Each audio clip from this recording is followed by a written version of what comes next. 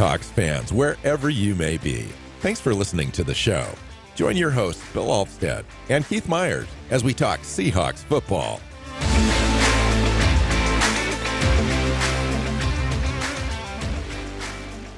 Hey, hi, Seahawks fans. Welcome back to another episode of the Seahawks Playbook podcast. I'm your host, Bill Alvstad, sitting down with co-host Keith Myers here to talk Seahawks football. We are in training camp, starting our second week, fully padded practice yesterday for the first time. We're going to talk about that and kind of what went on over the weekend as well since the last time we recorded, and a lot to talk about today. Keith, welcome in. Yeah, it's a lot to talk about. Finally, talking about guys in pads, and I think the what we see out there means a lot more when it's guys in pads and not shells. And there's still a lot to like. So interesting stuff. Yeah, especially for the defense. I think it just made a huge difference. I think that really showed up yesterday in camp. We're going to talk about all that as well.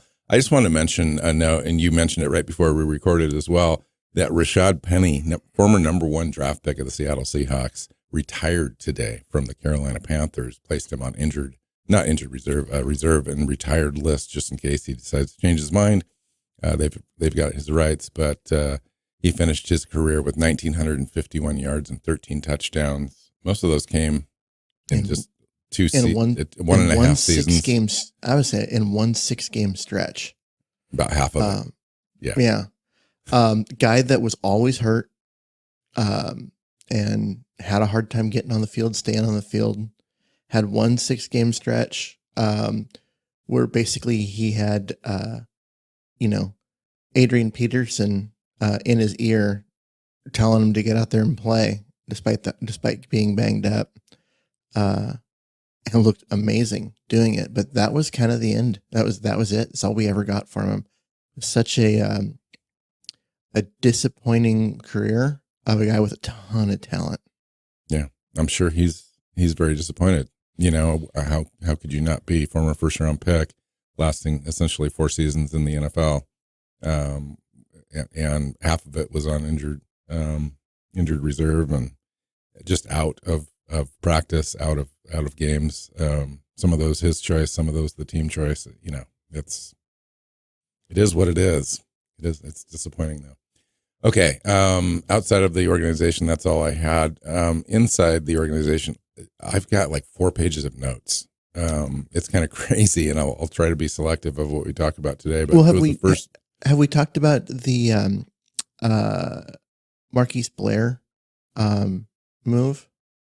I know we talked about them working him out. I think we did talk about working him out. Okay, So let's talk about signing him. We did sign him after apparently he had, quote unquote, a tremendous workout. And that is straight from McDonald, saying that he had a tremendous workout, and that's kind of the way they signed him. They want to see what they've got. Just kind of put him in the mix and see how it goes. But he's integrating quickly, according to McDonald, and we'll see what happens there. It's a crowded room, and it is a crowded room. It's a crowded room, but at the same time, this is a guy with a ton of talent who his problem has been injuries. 2 lost seasons to injury when he was expected to be a major contributor in Seattle, and then left and ended up not playing last year because apparently he ruptured an Achilles, but it was like back in spring. And so, we'll see. He needs to get on the field and stay there. You guys got a ton of talent. It just never really showed. And so I just, he was drafted in the second round for a reason. Kind of came in and made a few splash plays early in camp, and then kind of just really never got completely into the defensive scheme, kind of rotation guy that first year, and then was banged up and never really established himself at all, really. And I just other than just flashes, When he played well, but for some reason that first year, Pete Carroll basically was like, they were trying to get back to Super Bowl for him, and he refused to play rookies that first year. There were so many guys that ended up being contributors later he just refused to get on the field, and Blair was one of them. And only from a couple of injuries did he actually get on the field. And when he did, he was an upgrade, and looked significantly better. And then the second year, he was supposed to be, one of the key features of the defense, and he, tears his knee up in the first game, and it's just been that kind of career for him. So we'll see. It's a high upside signing, but yeah, maybe. I mean, if he can break through and take Kevon Wallace's job, for example, that would be the upside for me. I don't think he's going to replace Jenkins or Love. He's not having an outstanding camp. So you end up with Wallace and Blair. You end up with two guys that are very versatile, can play all over the defensive backfield, and have better than just normal backup talent.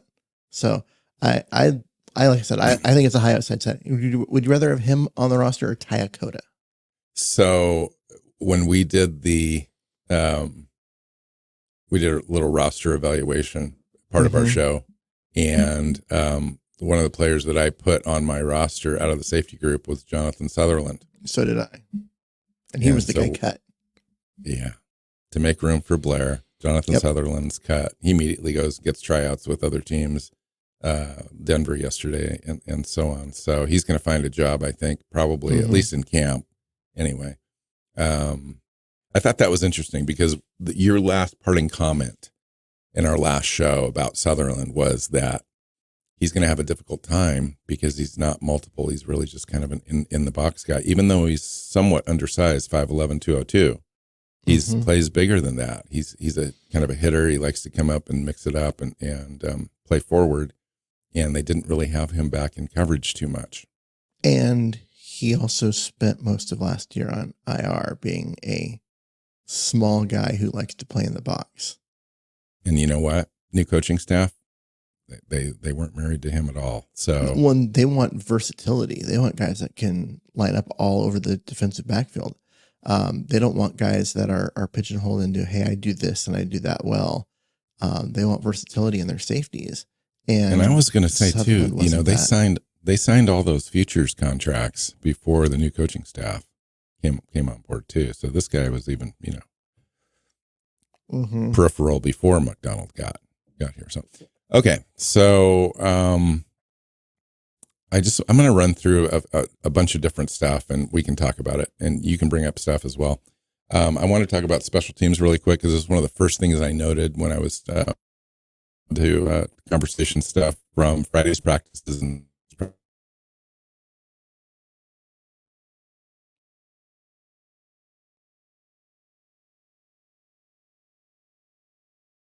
with the new kickoff rule, and they are rotating different kickers through, including Trey Brown, Laviska Shenault, D. Eskridge, and D. Williams.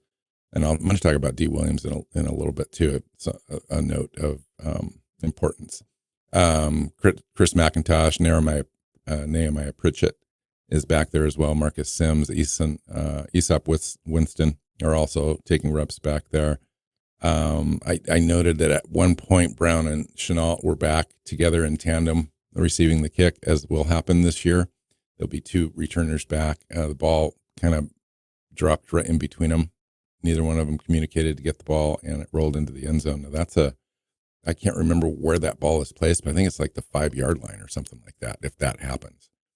So they just need to kind of work those things out better now than later. But yeah, I just think it's interesting that they're spending a lot of time kind of covering this thing, going through the reps, getting different players also in position as blockers as well. So it'll be interesting to see how the team approaches that in the first preseason game coming up in about a week and a half, how they address who plays on special teams, because I think it's going to be a little bit more of an athletic kind of a situation, and it might allow a player or two that are real fringy on the roster make the roster as special teams guys. So we'll see how that impacts everything. Yeah, I mean, the new kickoff rule is so just, it's a wild card on everything because we've never seen it. it's just completely new. It's a completely different as far as what people are doing, and therefore what skill sets coaches are going to look for. There's different strategies and schemes that have not been figured out yet that they still are trying to figure out how they want to run those things. It's a situation where, where they're just kind of seeing what works and what doesn't during camp, rather than knowing what works and trying to find the right guys for it. So, and one of those things go ahead. I still think Chenault's should be everyone's betting favorite to be that guy. I was just going to talk about that. In that, I just read an article and he was interviewed, and they were talking about scheming special teams and scheming that return, and the type of player that they're looking for potentially in that role. And they're really looking at two different types, and Chenault is one of them. And he's the guy that's 6'2", 225, kind of a tackle breaker kind of a guy with a little bit of shiftiness and some straight line speed, but more of a guy that he's going to make you miss some tackles. And which tells me that they might be anticipating things being kind of clogged up a little bit on this return. And a guy like that is beneficial. And then the other guy they're kind of looking at is the small, shifty, fast guy that is intended to make people miss, and maybe gets a little head steam before he gets to where the tackles are starting to be made, and gets a chance to kind of break away a little bit. So, and they don't know really how it's going to play out. Now they've got their own team and their own specialists and their own ideas, but they've got 31 other teams with 31 other ideas coming at them fairly soon. So I think it'll all kind of figure itself out, obviously, by the end of the year. But hopefully by preseason, they'll kind of have what they want to do pretty well lined out. You said you wanted to talk about D. Williams. Yeah. So let me find the notes on that so I can make sure I got that covered. Yeah. Coaches switched D. Williams from wide receiver to cornerback yesterday. He woke up in the morning as a wide receiver, and he left the day as a cornerback. Now, and I'm going to quote McDonald here. McDonald said, "Yeah, it's really just to give him another opportunity for him to get on the field. He wasn't getting a lot of reps at receiver, but I think the game is a little more natural to him on the defensive side. He's got really good movement ability. We'll see how it evolves, but I've been pleased with what we've seen so far. But as you know, he was an All-American junior college corner in his college career, so he's familiar with the position. What went into the decision to bring Marquise Blair, the question was asked, what went into the decision to bring Marquise Blair at safety? McDonald said he had a stellar workout. We're excited to see what he can do. He's in great shape. He's in great spirits, and he's here to compete. He's a possibility at big nickel, quote unquote." Mm-hmm. Which was the role that the Seahawks had shifted him to when they signed Jamal Adams, or traded for and then signed. They moved Blair to big nickel. So interesting. So the thing about the D. Williams that I thought was important, and we haven't even talked about him. He's buried on the depth chart. He was an afterthought as a wide receiver. We may have not even mentioned his name before, but he's on the 90-man roster. And the interesting thing for me is he is getting an opportunity as a kick returner, which could give him a role on the team if he breaks through and shows up as the best option, because then he would have to make the roster. And if he's at corner, I don't know. They could keep 7 corners. I mean, but they're also looking at keeping 7 wide receivers too. So I just don't have any idea, really. I think this is, if they're moving him to corner, then it's a situation where they're expecting him to be on the practice squad. I think so. And no team's going to reach down and pluck him and put him on their 53 when he just did a position change after camp started. Yeah, this is normally a player that, unless he's completely the best option at kick returner and it's by a mile, even then he might be the practice squad guy, because you need a year at least, right? You need a year plus of development in order to really, even if you've been a corner in college, maybe not recently. Did he make that? Did he? Yeah. But he was a 2-time All-American in college, and this is his first year out of college. Well, junior college. He transferred to wide receiver when he moved up. Okay, there you go. There you into go. big boy football at the college level, and so he hasn't played in a couple of years at corner, and so that slows him down. And it was, not with the in the Big Ten programs against Big Ten receivers. So we'll see.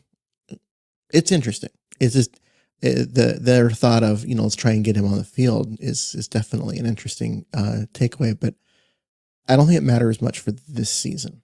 I really don't. I agree with that. Quarterback. Oh man, Sam Howell has been awful until yesterday. Until Monday.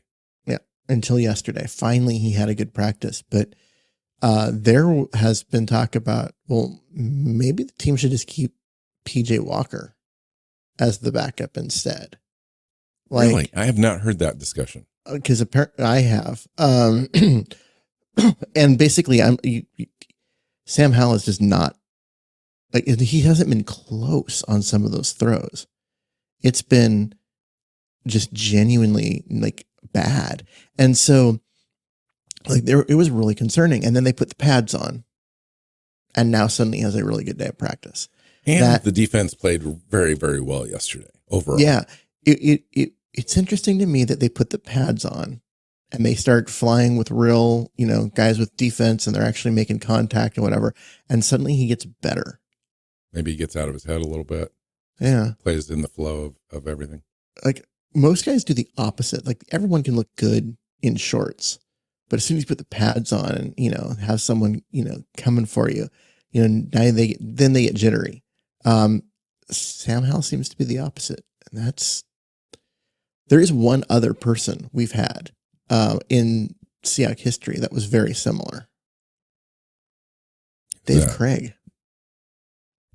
Dave Craig was not a good guy in practice, especially that first couple of years. Yeah, and especially when they weren't in pads and they were doing walkthroughs and whatever.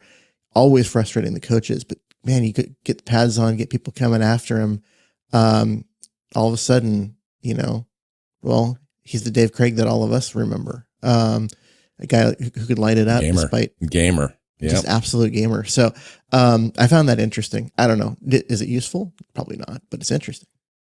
So I would say, meanwhile, Smith is in full control of the offense, not only as the number one quarterback, but just as the playbook is coming to him, he's absorbing all of it, and he's playing at full speed, and he's playing very accurately, rarely misfiring out there. And now on Friday and Saturday, he had excellent practices. Things were a little bit more difficult overall on Monday. But on Saturday, he was targeting Njigba. He was in tight coverage and getting the ball quickly to Njigba in space so that he could operate. DK Metcalf quite a bit has had an excellent camp, and Gino has been part of that as well. Even though the coverage has been excellent on the defensive side, it's not like the defense is getting beat by a tremendous amount, but they can also not really tackle and be too physical with these guys, especially at the line of scrimmage. So, the offense is going to have a little bit of the upper hand. Things changed a little bit on Saturday or on Monday, though. Trey Brown's having a great camp, I understand, but probably looking the best out of all the corners, except for maybe Devin Witherspoon. And, you're not hearing a ton about Devin in camp, other than he's just really steady and he's kind of leading by example, all that kind of stuff. But Trey Brown's kind of standing out because they're moving him around both on the outside and into the slot. And he's kind of delivering. He's making things tough for the receivers on the offensive side. Essentially, the notes that I've said are they've got him being that third corner, but they're in nickel over 70% of the time. So he's on the field with the starters, and they just shift Witherspoon from outside to inside. Yes. I haven't heard anything about Tariq Woolen, positive or negative. Oh yeah. So Woolen's been kind of on Metcalf a lot, and they've just been going at it and battling. In fact, this skirmish that happened in in practice on Monday was DK Metcalf and Tariq Woolen going at it, because Tariq Woolen was all over him like flypaper. And Metcalf, as you know, can only take so much of that. He's a fiery guy. Yep. He's going to let him know that, hey, back off, dude. But Woolen's been having a great camp as far as just being able to switch sides, which he hasn't been accustomed to, at least for the Seahawks. And he's been doing a great job. And I've heard nothing but good things about him so far. Yeah. I had, for some reason, I hadn't heard anything. And I'm like, well, if he was not doing well, that would show up. But maybe the fact that, he's playing well, but he's stuck defending one of the best receivers in the NFL is why we're not hearing much, because you can play really well and still give up a throw here and there just because Metcalf's good. In the press conference that Mike McDonald had after practice on Monday, he singled out Trey Brown out of the cornerback room. He said, we have a lot of great competition in the corner room. We're moving guys around, but Trey's out there. He's battling. He's a competitive dude. I'm just pleased with his progress, his energy, his attitude 4 days in. And we've got a lot of great other players in that room that are battling for playing time, but he's right there with them. That's it. And so, I'm kind of excited about the multiplicity of the back end of the defense, because it's going to be fun. It's going to be interesting. I just want that communication to be there from the get-go. The last several years, under Pete Carroll, and he's a secondary guru, and he's, a defensive guy, and the defense has been so lacking and so disorganized and such a lack of communication, and guys not knowing responsibilities well into the season. I mean, last year it didn't even translate for the entire season. Like in the couple of years prior to that, at least we only had half a season, and then they kind of corrected it.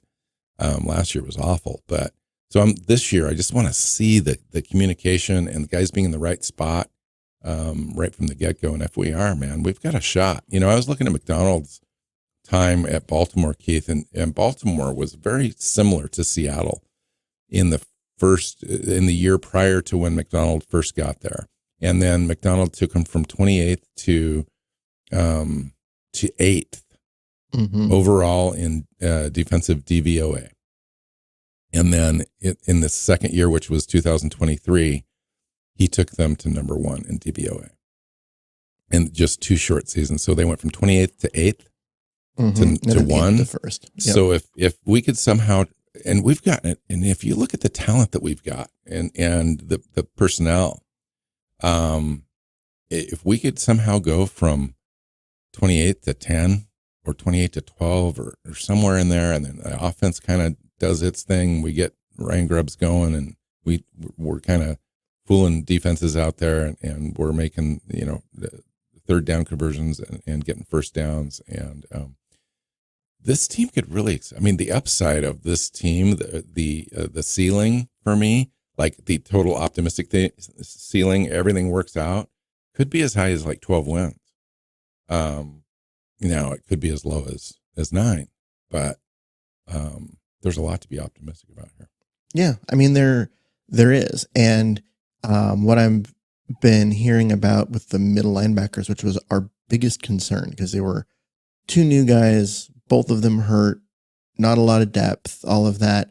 And suddenly I'm hearing such good things about both of them. They're both healthy and out there playing and flying around and that, like, man, it's easy to think about, okay, this defense actually could be pretty damn good if those guys are, out there and healthy, and that's not a bad thing in any way. Like this could be a really decent defense here in this first year.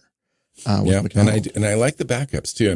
John Radigan and Tyrese Knight, they're both kind of athletic guys. Radigan's been in the NFL for a while. He kind of knows the gig. He's probably got a leg up right now on Tyrese Knight, but I'm hearing good things about Knight as well, like good practice habits. He's eager, he's listening, he makes improvements on corrections right away. I wouldn't say that he is got a leg up on Knight. Knight's the guy who gets the occasional snap with the ones. If a guy, is going to sit a rep. Well, like Baker and Dodson on Friday had a day of rest, along with Maffei, Williams, and I'm talking about that. During the practices where the guys have been out there. I get you. Tyrese Knight's the one guy who will still get the occasional rep with the ones. They don't bring John Rodigan on with the ones ever if a guy steps off the field. So I think that Knight's got the leg up on Radigan. But Radigan does seem to have distanced himself from like O'Connell and the other guys. So it's like they've got their 4, and then other guys have to supplant one of them. So an interesting note that I thought kind of looked into and gave kind of a preview of what this defense is trying to do came out of practice on Friday. Defensive line and the outside linebackers are showing up with their diversity in camp, lining up all over the line and different sides. So you're having Maffei and Nuwasu change sides. They've only really been playing one or the other. The only exception to that has been Darrell Taylor, which I thought was interesting only in that we've talked about him being kind of able to do one thing, really well. And then if he can't be multiple, it's really going to limit his time on the field. But he's only been lining up at left defensive end, and everyone else has kind of been switching around. And then same thing with the safeties. They're lining up all over the place. And they're disguising until the last second of which safety is going to come up in the box and which safety is going to drop back. And those are indicators for opposing quarterbacks as to what they're trying to do as far as diagnosing the defense pre-snap. And it kind of illustrates why McDonald's defense is tough to operate against.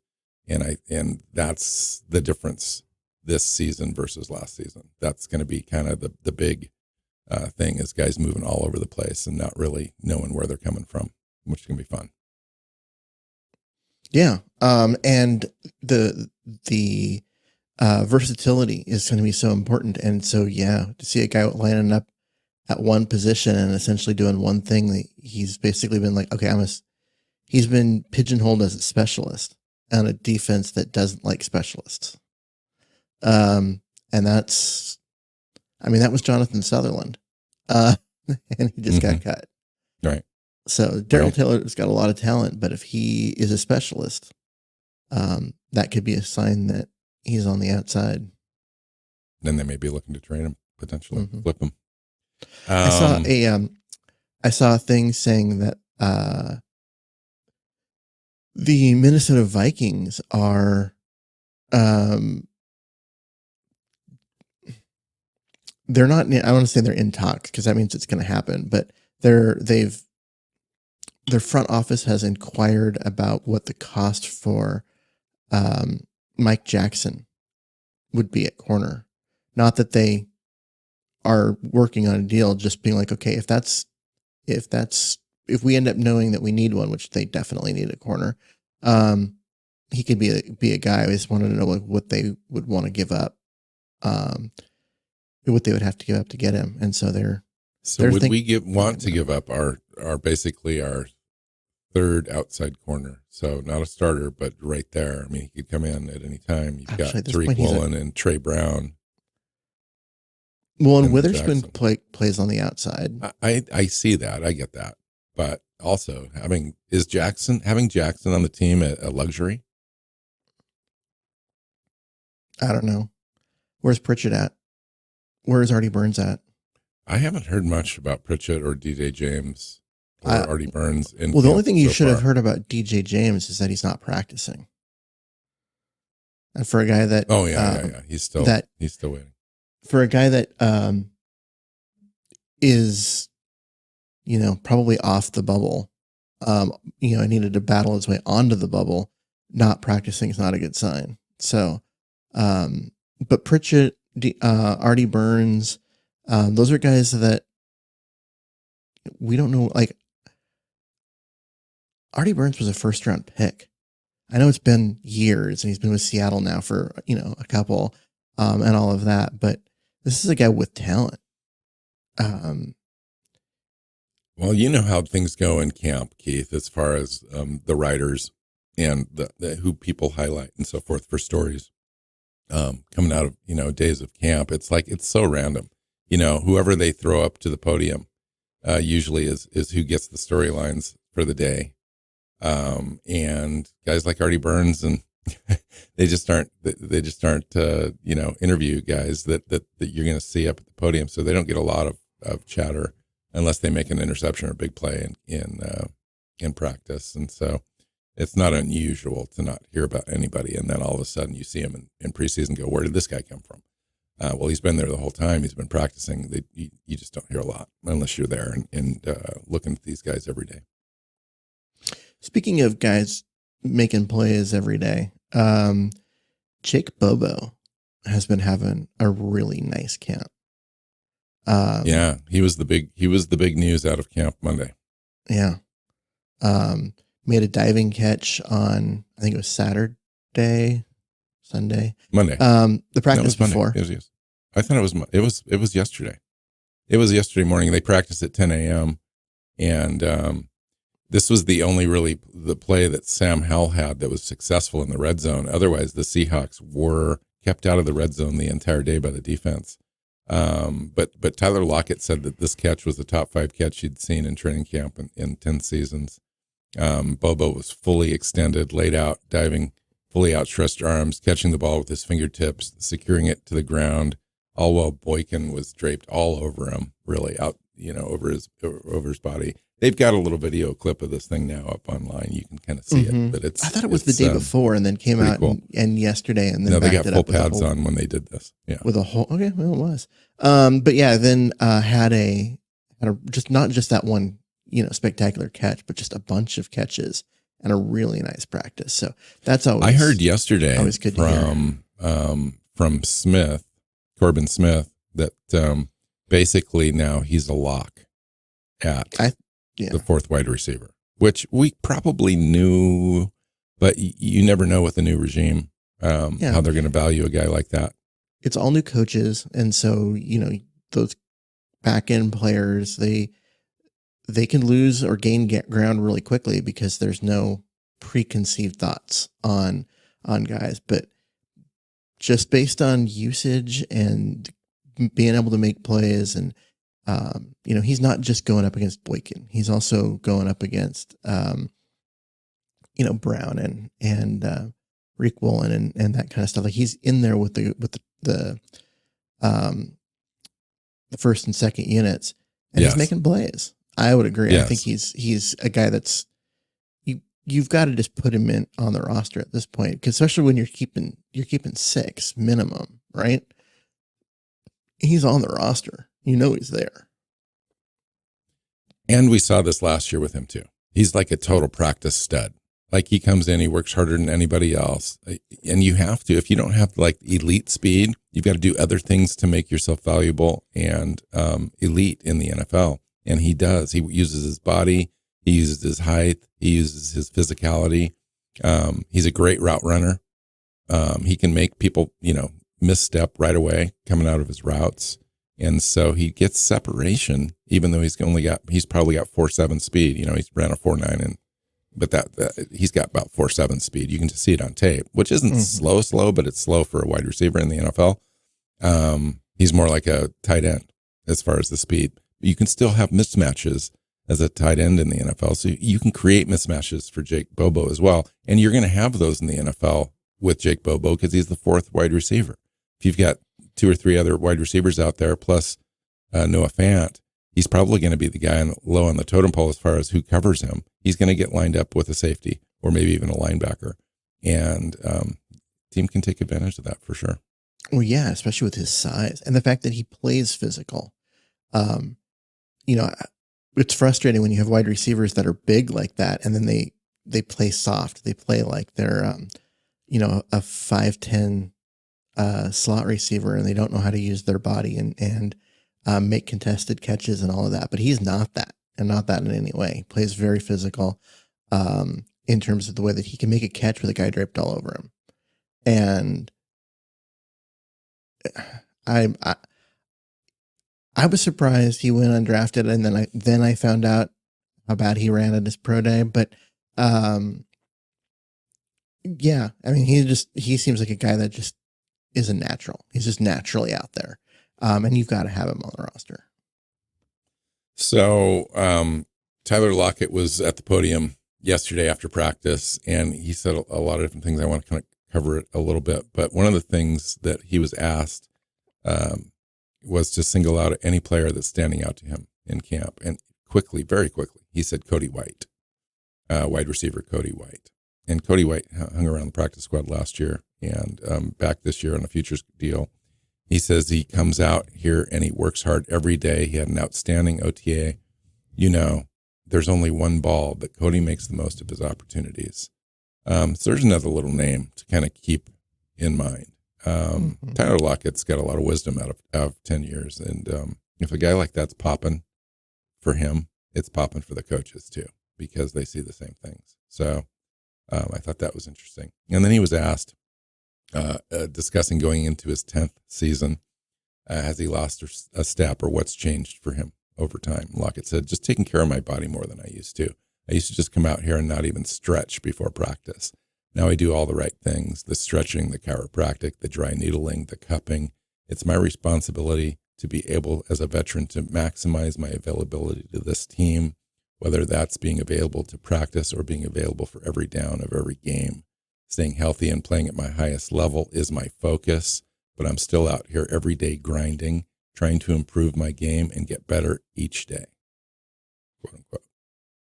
That's an amazing quote from a 10th year guy. Interesting that he would say dry needling and not acupuncture. Yeah. I'd never heard that term before. Okay. Dry needling. That sounds pleasant, doesn't it? No. So yesterday, I want to get some comments from you on this one in particular. Offensive line against defensive line, one versus one drills. So this was kind of a thing in practice yesterday. Mike McDonald getting some physicality out of players for the first time, allowing people to hit, and Charles Cross going up against Nuwasu. Cross won his two reps in a row against Nuwasu. Mm-hmm. Leonard Williams beat Laken Tomlinson with a bull rush and then countered with a swim move. But Laken held his own the second rep. Byron Murphy got the better of Anthony Bradford during the scrimmage portion of practice. But during the one-on-ones, Bradford beat Murphy on 2 consecutive snaps. He was able to ride the rookie defensive tackle to the ground on an attempted dip move, pinning him to the turf for a decisive win. On the next snap, he locked the rookie down on a bull rush, preventing him from collapsing the pocket. And then Mike Jarrell held his own against Darrell Taylor as well as McClendon Curtis. And so the offense actually showed up yesterday and held their own on 1 versus 1 drills against the defensive line, which I thought was pretty cool. I mean, one-on-one drills, Charles Cross drew the short end of that stick, have to up against Nuwasu, who's the best kind of pure pass rusher in that situation. And for him to shut him down in both reps is nice to see. Darrell Taylor not being able to do anything against a project rookie and a guy that's been a guard for most of his year and is moving to tackle that's concerning. I'm starting to really, really worry about his footing on the roster. I know you've been in that mind frame for longer than I have, but I'm starting to get concerned. Like the fact that they're not even trying to move him around and just expecting him to learn. They're just like, nope, we're pitching. It's a new coaching staff, Keith. He doesn't have any loyalty, no allegiance to him whatsoever. Yeah, but the front office does as such an early pick. Well, that's why they would try to flip him. I mean, if he's not working out on the field, and he hasn't been for a while, they structured his contract this offseason for a reason. And so I think that the writing's on the wall and has been. And Darrell Taylor was supposed to come into camp and just be completely mentally focused and ready and dominate. because that's what he should be doing at his position in the NFL. He's had 9 sack season before. The guy can dominate at times. So in camp against lesser players like this, you can win. That's the only mindset you should have is I'm going to win this rep. Mm-hmm. And if he can't, if he's just kind of going through the motions, then I don't know. Yeah. I still think he's a guy out of position. Trade him to a 4-3 team. Let him go, do his thing in his natural position and stop trying to make him an outside linebacker. I just don't know what kind of value you're going to get. You probably end up having to cut him because I don't know if anybody's going to bite for a 5th round pick. I think that you might get somebody with like a conditional 7th round pick at this point. I think that's where we're at with him. Maybe a 6th, just because of the upside on the sacks. But if you've got a player that has struggled on film with setting the edge, stopping the run, and inconsistency at best with his pass rush, I don't know if a team's going to bite on that. Yeah, it's possible. I see that 9.5 sack season. I mean, that's not that's not easy to do in this league. No, that's rare talent. And yes, it is. You also have a situation where Seattle's defensive coaching staff, was a disaster for a couple of years of Darrell Taylor's tenure in Seattle. Yeah. Right. And so you have that season, and you have kind of the, I don't know, lack of respect for, kind of what Seattle was doing schematically, which could cause him to not do as well. And you can think, oh, that talent's still there. We could use that.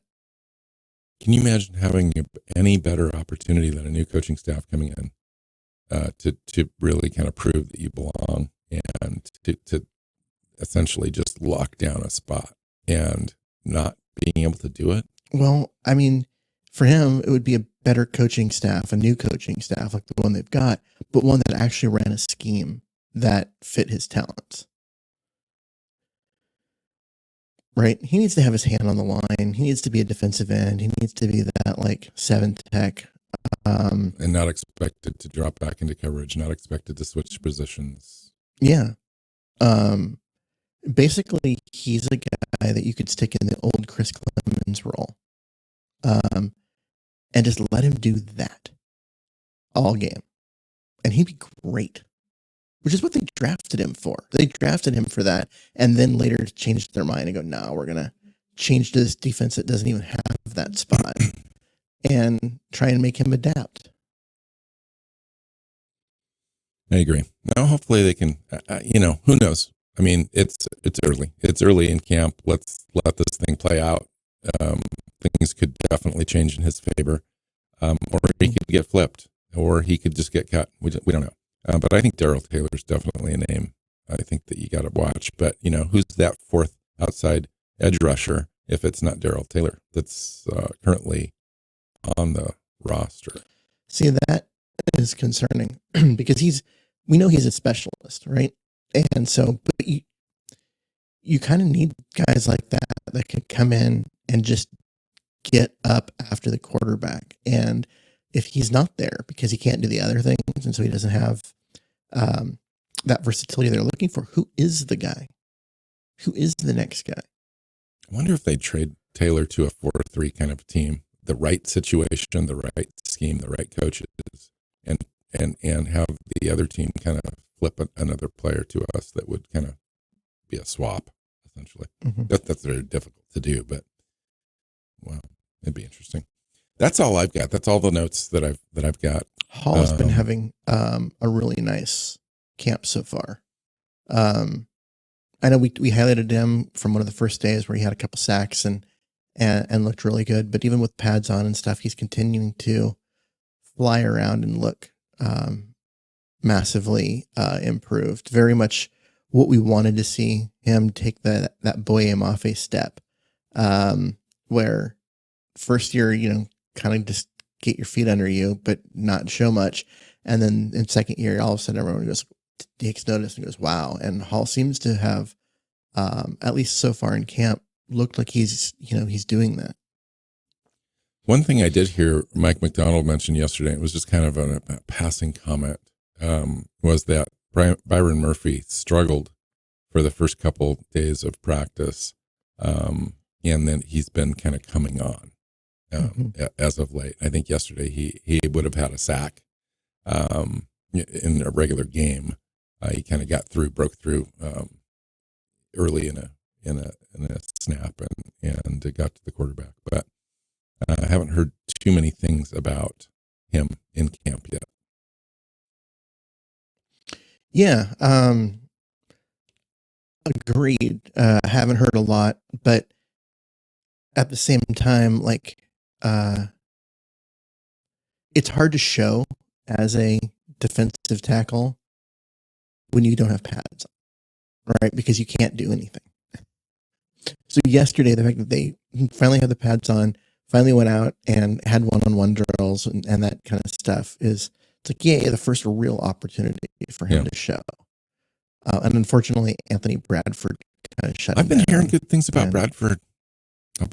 He's really intent on keeping that job over on the right side, and I'm not sure what's going on with Christian Haynes, but maybe Christian Haynes doesn't, maybe he needs to put on some muscle, or maybe he's got a little nick or something that we haven't really heard about. Maybe he's just a rookie. Maybe he's still trying to figure it out. Yeah. Yeah. Interesting. I wouldn't be sad to see him end up replacing Laken Tomlinson on the other side. Because you were going through listing the route or the reps, the one-on-one drills, and Tomlinson was the one guy who got beat. Yeah, and he got beat by a bull rush. That's what he's supposed to be able, right? Okay, fast guys maybe will give him a hard time, but he should never get beat by a bull rush. He's the big bruiser. Yeah. So. Yeah, interesting. Okay. Let's wrap this thing up. We'll come back later in the week and kind of review our number 3 training camp update. Good show. Thank you. I appreciate you. And we'll talk again here in a few days. You can find Keith on Twitter at Myers NFL. You can find me at NW Seahawk. The show is Seahawks Playbook Podcast. You can find it on your favorite podcast platform and our YouTube channel. Hit that subscribe button, share it, leave a comment, and we'll see you next time. Go Hawks. Go Hawks. Seahawks Playbook Podcast listeners, thanks for joining us for another edition of the show. You can find us on Twitter. Bill is at NW Seahawk, Keith is at Myers NFL, and the show is at Hawks Playbook. You can listen and subscribe to the show at SeahawksPlaybook.com.